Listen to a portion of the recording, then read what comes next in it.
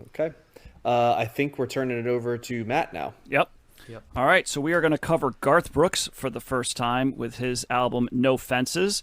And in the opening This montage, sold a few copies, didn't it? I think it sold 4. Yeah. So the opening montage, you heard "Friends in Low Places," and right now you're going to hear a clip from "New Way to Fly." New way to fly, far away from goodbye, above the clouds and the rain, the memories and pain, and the tears that they cry. All right, so running the numbers on No Fences by Garth Brooks, it comes in at number 1,671 in the 1990s on Best Ever Albums, number 139 in 1990, number 9,796 of all time. It is Garth Brooks' highest rated album on Best Ever Albums. I forgot to do this with the previous artist, but Garth Brooks is ranked as the number 3,353rd highest rated artist in Best Ever Albums. They think things a little differently than the public.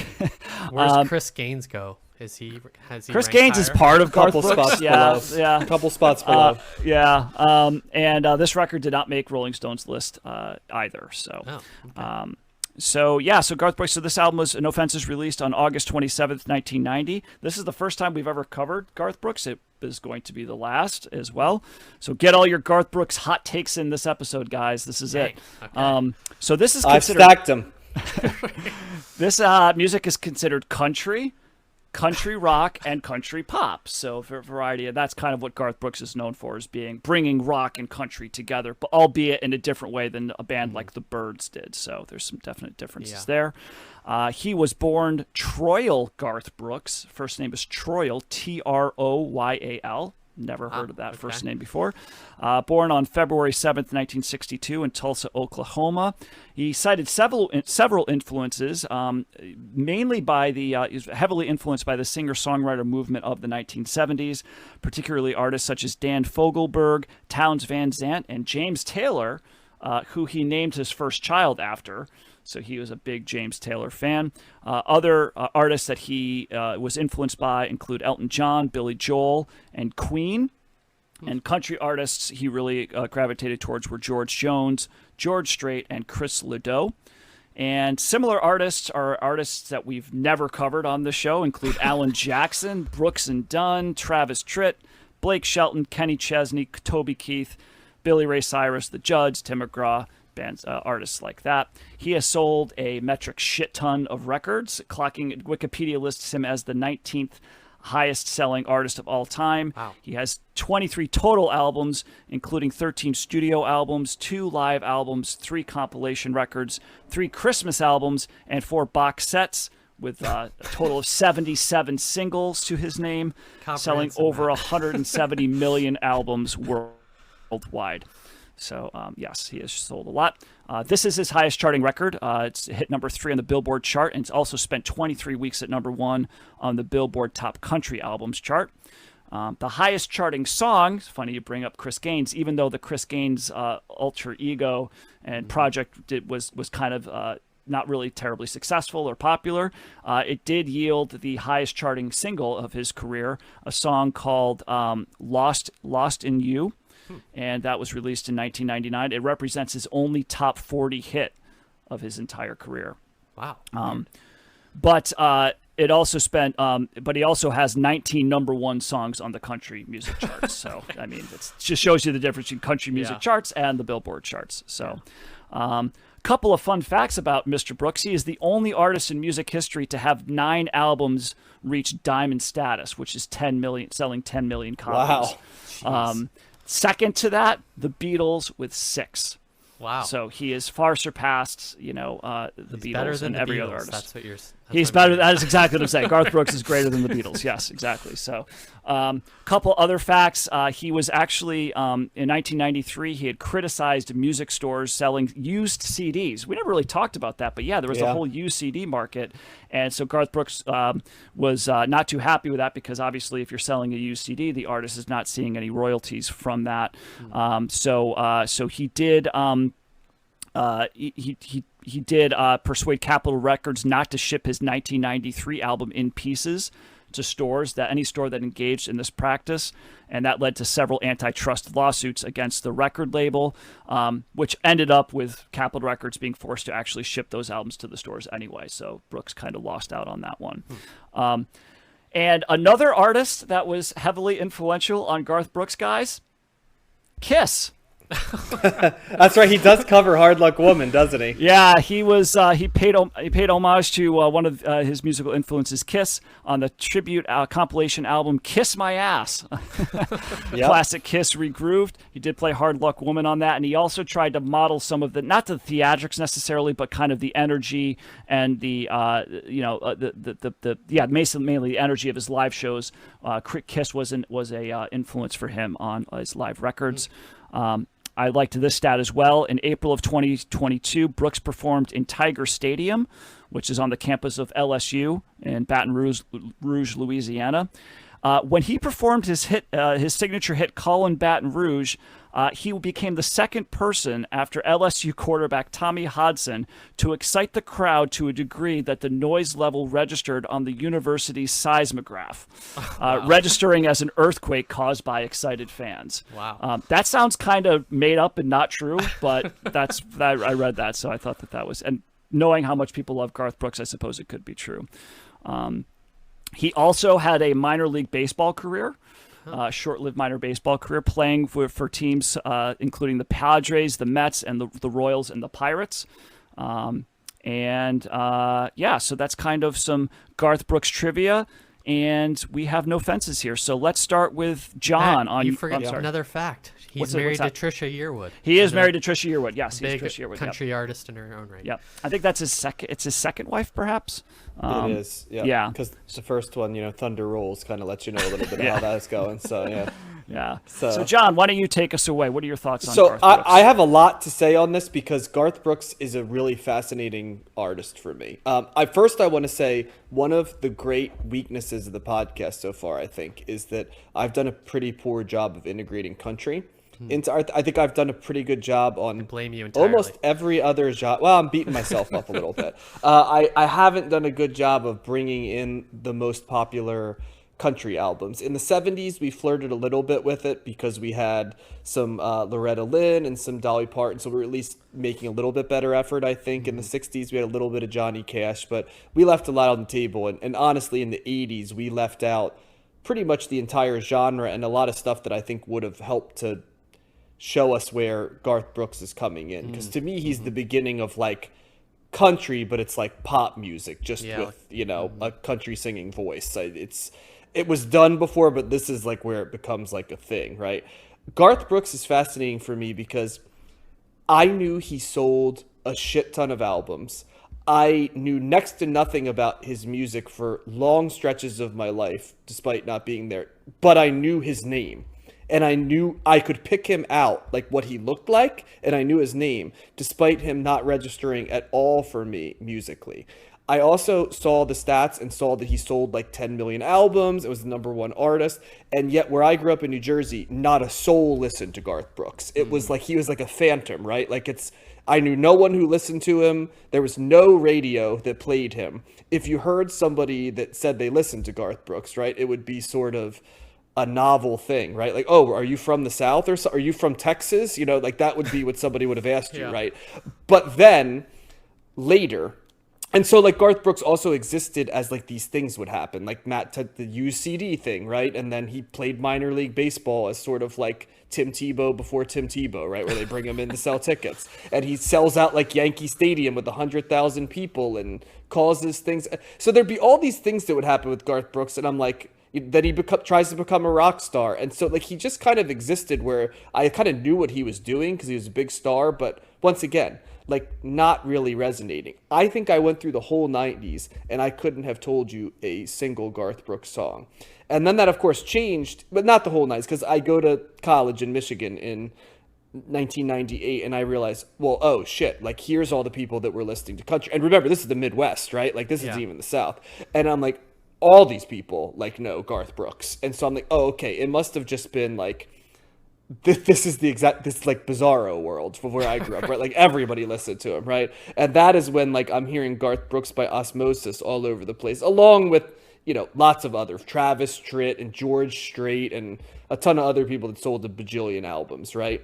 And also in the late 90s, you're getting the Nashville sound is starting to intrude might be a little harsh, is starting to come into the thing, but through female singers, right? You're getting Shania Twain and you're getting Faith Hill and you're getting all these people who are singing with the twang, right? But I don't know what it was, and I think there's something to it, right? That the female twang hits my ears a little easier than the male twang does. The female twang can exist in the mainstream, whereas the male twang kind of immediately exists in country, right? Like country music, and not even like Nashville country music, or I mean, outlaw country music, right? Where it's like, it's the twang, but the twang's kind of like edgy and cool, right? It's in the rock and roll lineage. This is sort of like I almost feel like whenever I listen to Nashville country, I like am at another country to some degree, because it just isn't something I'm familiar with. And so that takes me to one of my favorite stories. You guys, I don't know if I've ever told you this, but it's funny. I had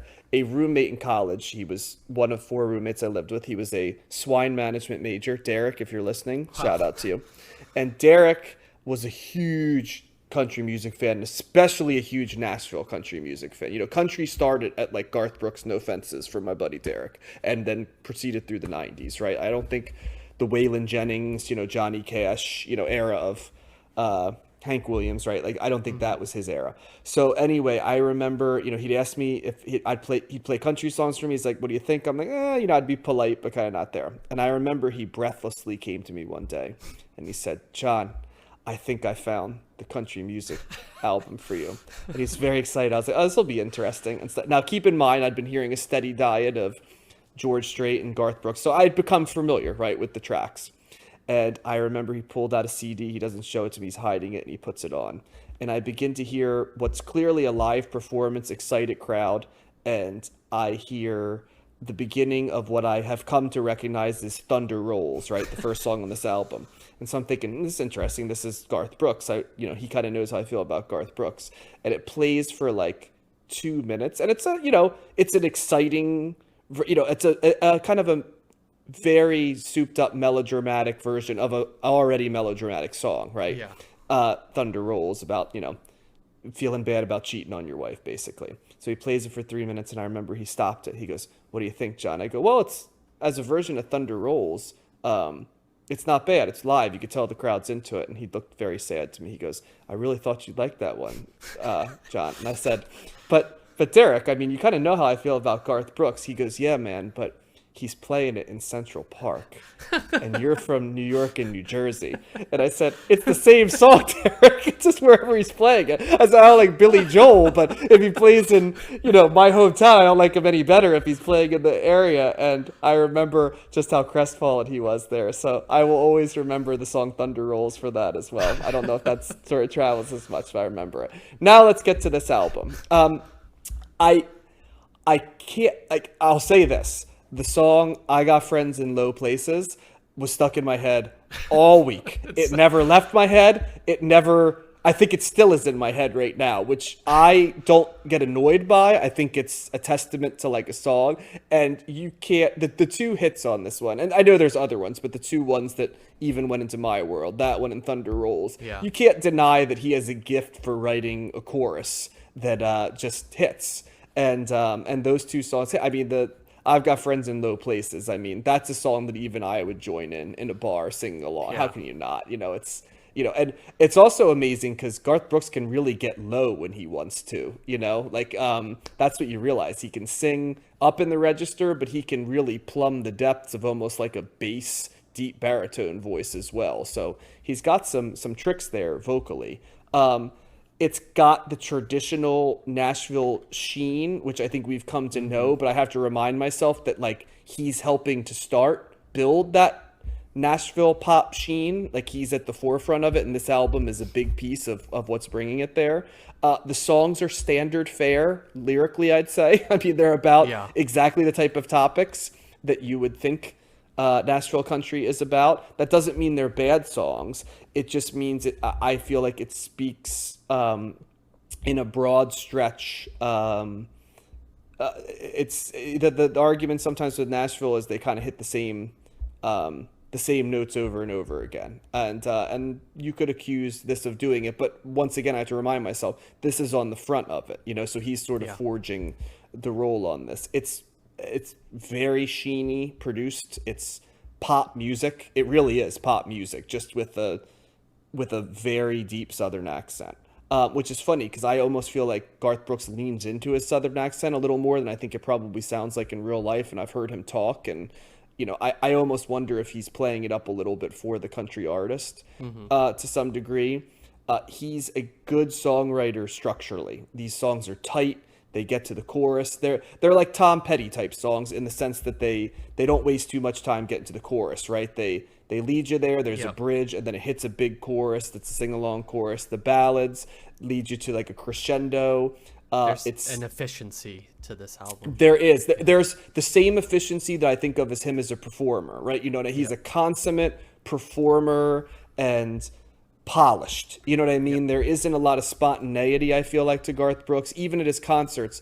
While there's things that seem spontaneous, they're like planned spontaneity. And that's not even a knock, you know what I mean? It's kind of what you think of with a pop star, right? That here's the part where we're going to kind of let it loose. But in that way, he's built more like, Mariah Carey or Beyonce, or somebody like that he is like a country singer, as I imagine it, all the way down to wearing the like Madonna headset and stuff that I think of. I was in the middle on this album. For a genre that I'm not a big fan of, I found a not insignificant amount of songs. The last song, Wolves, I liked quite a bit, and then 2 singles I mentioned. There are a couple truly sappy, sentimental songs. Like Unanswered Prayers? Unanswered Prayers, I know, was a big hit because I remember listening to it on the thing. It always shows up in the greatest hits, and I did it. That one, I knew people who really loved it. I think I got to be a Christian maybe to get that more, and I'm not. So it didn't speak to me lyrically or musically. Do I think that Wild Horses by the Rolling Stones needed to be remade in like a country version of it? I'll leave that to the listener as to whether that could be there. But I can't say I dislike this album. And I do appreciate what a brand Garth Brooks is. I know there's the argument in country music, like, did Garth Brooks move the genre forward, right, to like the big entity it is now? Or did like he kill it from the outlaw era, and move it into like a pop music genre? I'm not going to say I'm an agnostic on that because I like the country music before this a lot better than I like this music, but not in a way where I'm like, this music doesn't have a space. It's feel good music. And to me, at the end of the day, it hits the same notes that pop music does. I think the only barrier for me is I do think that, and I'm curious to hear what you guys say, because I know Matt has said that country music was more of a presence around him. There's always that piece that I feel like I'm a foreigner listening to this music just because it was not part of my musical lineage. So I talked a lot there, but that's my initial thoughts on Garth Brooks. Yeah, I have more of a relationship with country music. My parents listened to it for whatever reason, and me growing up. So I have exposure to George Strait and George Jones and Alabama, I remember, and Garth Brooks was definitely in the house. I think my mom, I remember Thunder Rolls and Friends in Low Places, and they probably had this album or something. I remember a lot of cassette tapes, so that's where it was. And so I was familiar with Garth Brooks, not really familiar with this album. The thing I like about him, I mean, now it sounds like classic country in a way. It's like he's now moved, it's not modern anymore because it's 30 years old, but it has this wholesomeness to it. It has this kind of classic feel, throwback feel. It also has some a playful quality to it. I really like his voice. I think that's the strongest aspect of him. You can tell it's like a pure kind of unproduced, unfiltered voice, which I don't think a lot of country artists today can claim. I think there's a strength in his voice, and like John said, he has a good range in his delivery, and I feel like he's got he has good control and what his delivery is as well.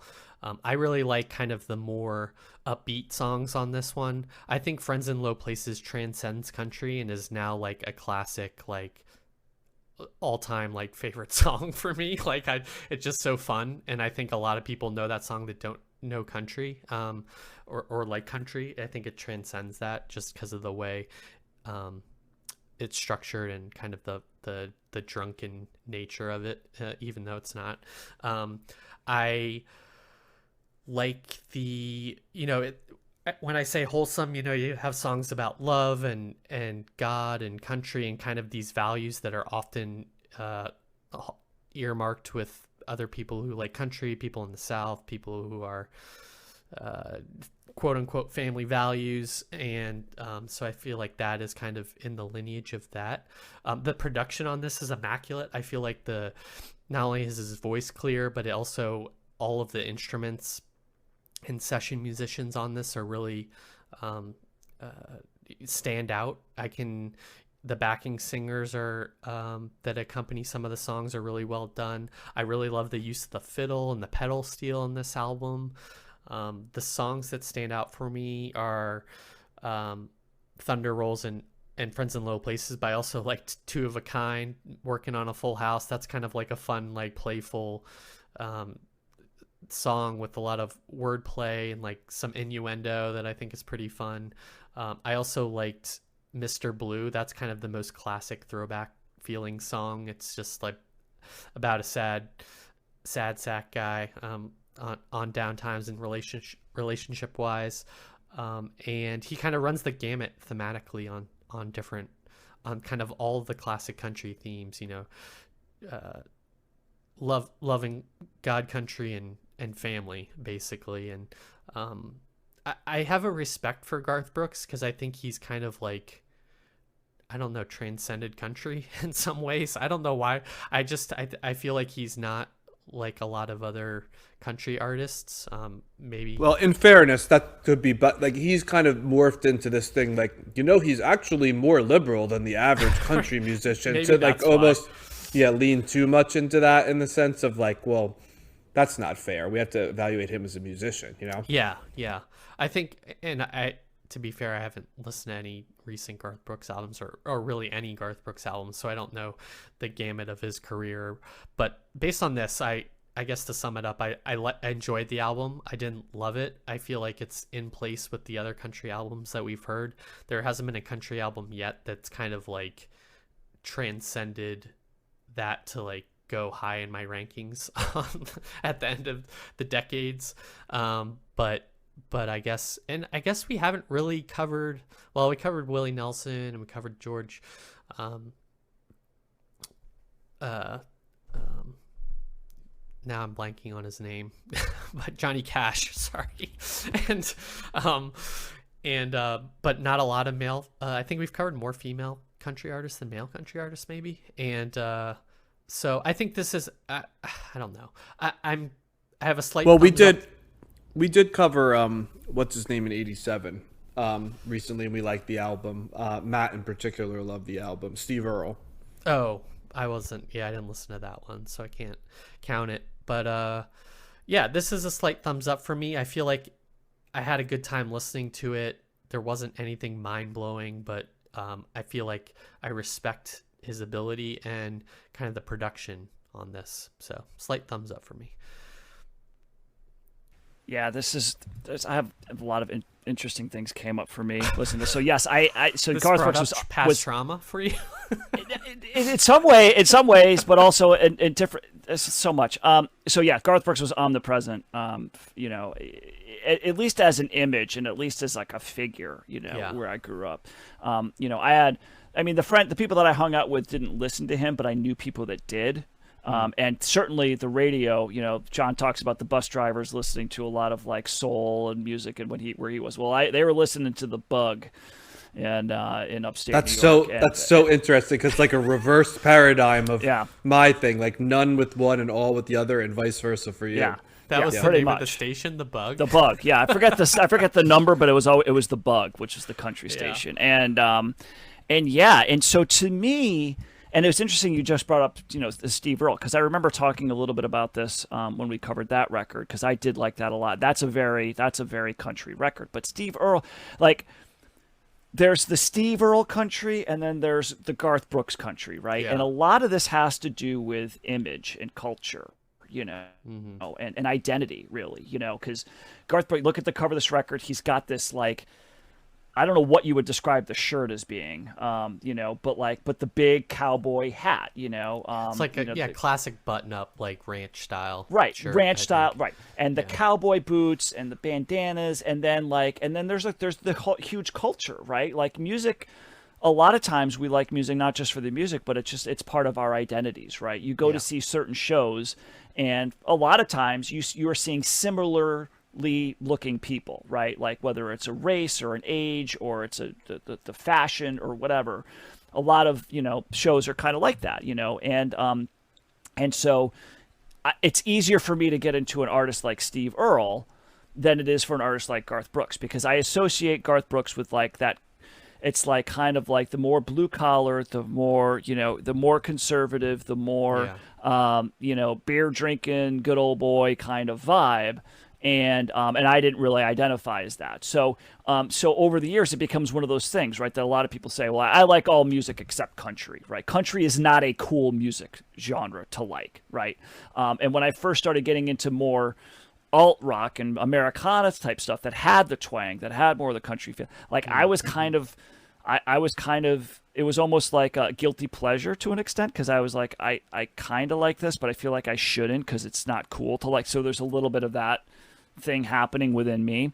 And so, so I never really gravitated towards the Garth Brooks of the world, the Travis, all those artists that I listed as people that, that he influenced or similar artists to him, because it wasn't part of my, my culture in country music was in a different lane. So, so there's definitely like a bias, right? And this is something that like I sometimes listen to these records at work in my office, and this was not a record I really wanted to play a whole lot because I didn't like people going by. You're listening to Garth Brooks, like it's just a weird thing, It's like I didn't feel as comfortable like listening. That's to that funny because I absolutely else. played this in my office, even though having no relation, I have none of that baggage with it. Yeah, I'm like, all right, it's just, why not?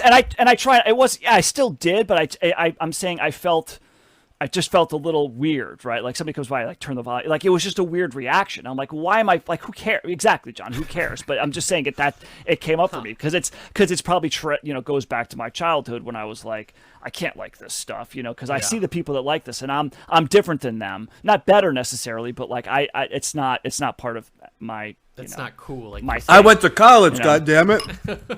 Yeah. Well, these people went to college too. That had nothing to do with it. It was just like, it was just a different, thing, cultural thing. So anyway, so to this record, there's certainly, there's actually the voice. I think I agree with you, John. The twang, I can deal with the twang female voice more with the male voice. There's something about when you throw in I don't even want to mimic it, but you know what I'm talking about. Like the Garth Brooks, like the twang in the voice. It's just kind of like. Would you say like social graces, like that? Like that's a good, It's an off-putting kind of. You don't need to do it right. Like a little bit of that is okay, but it seems like it's emphasized more so with some of these artists. Certainly no exception.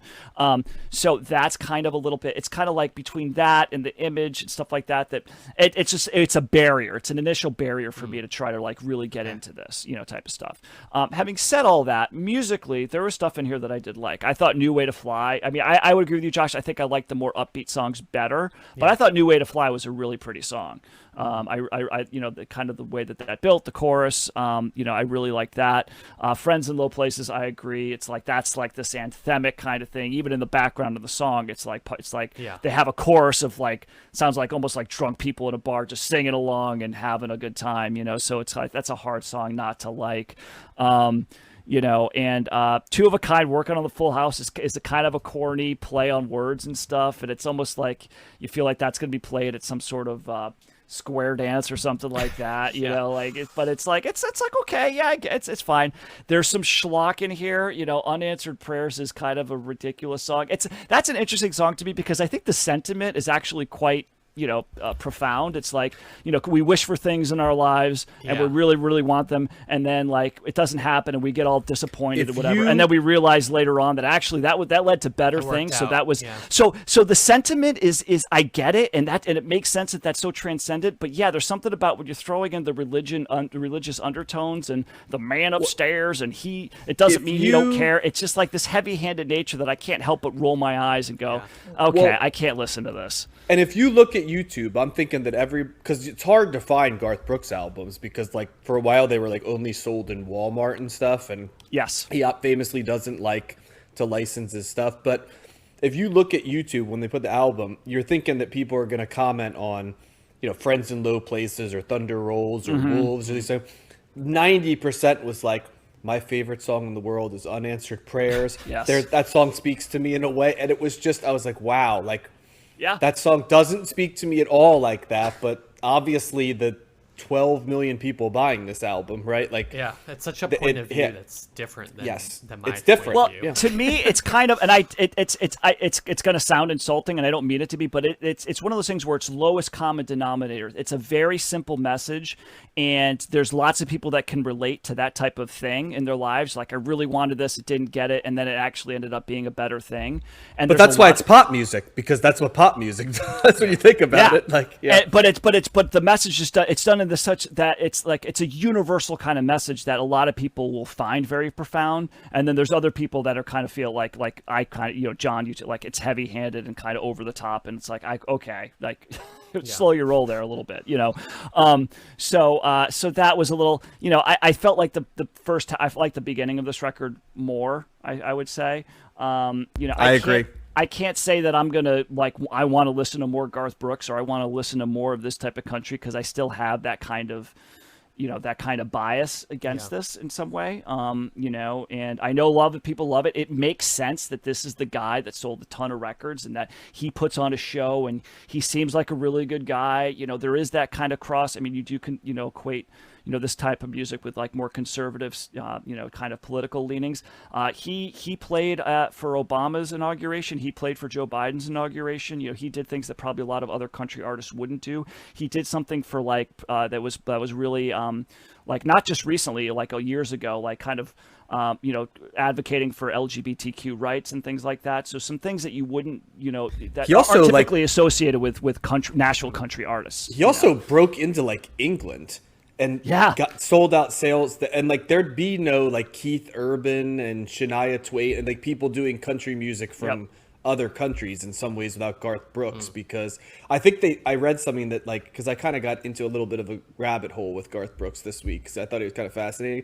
I guess I wanted a famous artist of the 80s. I want to say Travis Tritt or George Strait, one of the people that sold a lot, went over to England because they found out there was this group of people that really liked country music in England, and the English music press just hated country music, right? And savaged him. He's like, I'm never coming back again. And people kind of warned Garth Brooks, and he was basically like, yeah, fuck that, I'm going over and I'm playing. And just the obliviousness to the fact that he played Central Park, and these different things. I give him a lot of credit for just sort of nope, I'm gonna go take country where country's never been before. And I gotta credit him, you know what I mean, for having balls for stuff like that. So yeah, and I think I'm probably thumbs in the middle slightly. I mean, I like this better than I thought I would. I would say, I thought I would be I would be more turned off than I was, and I think I like country music as a whole. I've gotten used to the sound, certainly much more than I did when I was a teenager or whatever. But at the same time, it's also not something that I'm just going to go back to. Let me explore this genre a little bit more. I think I'm scratching the itch that I have for country in other ways, in other artists. And I think I'll probably continue to do that. But it was good. It was good to kind of get into learn a little bit more about him and kind of hear more of his sound. A couple of other things. He actually was not a songwriter of Friends in Low Places.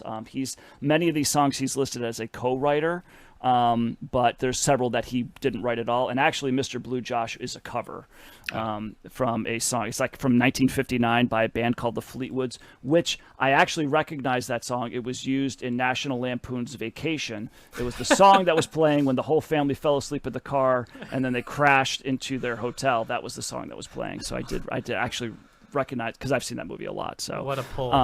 yeah, that was quite the pull. So interesting guy, and but I would say probably mostly a thumbs in the middle record for me.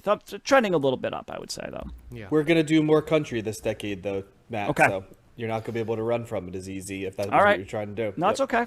It's a breezy 35 minutes too, which I appreciate.